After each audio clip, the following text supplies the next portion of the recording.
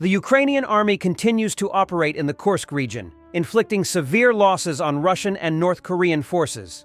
Meanwhile, the Russians are once again panicking, fearing that the Ukrainians are preparing a new offensive in the area. This is a total destruction of a Russian column in the Kursk region. One modified BMP-2 hit an anti-tank mine and was completely obliterated. Lots of destroyed Russian equipment and infantry is visible.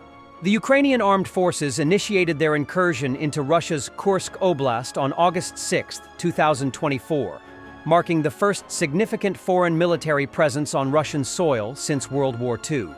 This bold operation aimed to disrupt Russian military plans and create a strategic buffer zone to prevent potential offensives into northern Ukraine.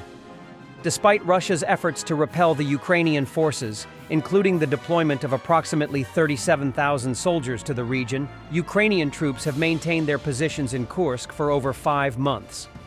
This sustained presence underscores the resilience and strategic planning of the Ukrainian military. The human cost for Russia has been substantial. Reports indicate that, as of January 2025, Russian forces have suffered over 38,000 casualties in the Kursk region, with nearly 15,000 soldiers killed. These figures highlight the intense and ongoing nature of the conflict in this area. In response to these challenges, Russia has sought assistance from allied nations. Notably, North Korea has reportedly sent approximately 12,000 soldiers to support Russian operations in Kursk. However, these troops have faced significant hardships, including being used in high-risk operations that have led to heavy casualties. Some reports suggest that North Korean units have experienced such severe losses that their combat effectiveness has been compromised. The ongoing Ukrainian presence in Kursk, coupled with the heavy toll on Russian and allied forces, underscores the complexities of the conflict. It also reflects the strategic importance both sides place on this region, as control over Kursk has significant implications for broader military operations and geopolitical dynamics in the area. Less than 24 hours remain until the so-called liberation of the Kursk region, as proclaimed by the Kremlin butcher Putin. Yet the Russians are still panicking about reports of the Ukrainians forming a strike group near Sudzha, allegedly consisting of no less than 3 BTGs and a lot of NATO equipment.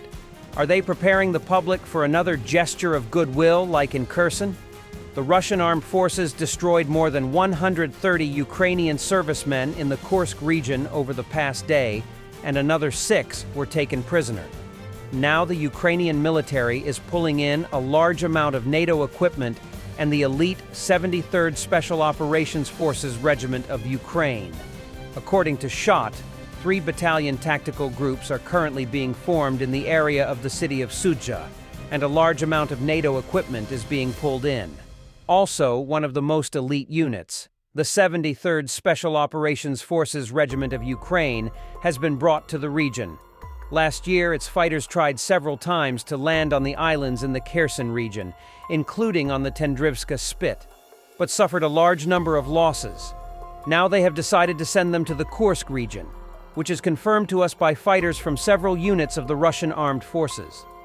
The large-scale movement of NATO and Ukrainian military equipment is being recorded by Russian military personnel who are working to destroy it. Over the past 24 hours, more than 130 Ukrainian soldiers have been killed, and another 6 have been captured. Yeah, right. Back to reality for Russian soldiers in the Kursk region, which are resorting to using a tractor with a trailer for transportation due to a shortage of vehicles. And this is something that we see every day. Destroyed Russian equipment. 7 BTR-82, 1 BMP-1, and 2 BTR-80. In 2025, the long-anticipated shortage of armored vehicles, including tanks and APCs for Russian forces in Ukraine, is becoming evident.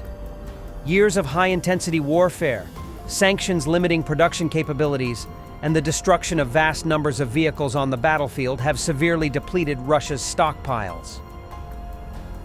This week alone, Ukraine shot down 33 Russian missiles, including ballistic ones, and 311 attack drones. Another 136 drones failed to hit their targets thanks to our warriors, air defense, aviation, EW units, and mobile fire teams. In total, Russia used 550 attack drones, approximately 60 missiles, and over 660 bombs in a week, President Zelensky said. Transferring highly skilled Air Force personnel to infantry is prohibited. They are irreplaceable, says General Sursky. The commander-in-chief added that the front line requires an increase in personnel for mechanized brigades, but mobilization isn't meeting this need. I literally tracked on social media.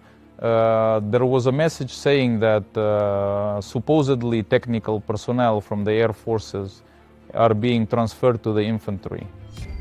What can you say about this? Is it true or Firstly, there is my order that prohibits transferring highly qualified personnel who have passed. This is a training program that specializes in aircraft maintenance. Firstly, these are definitely specialists in whom money has been invested, who have experience, and whom we practically have no one to replace on one hand. On the other hand, we essentially have a need on the front line.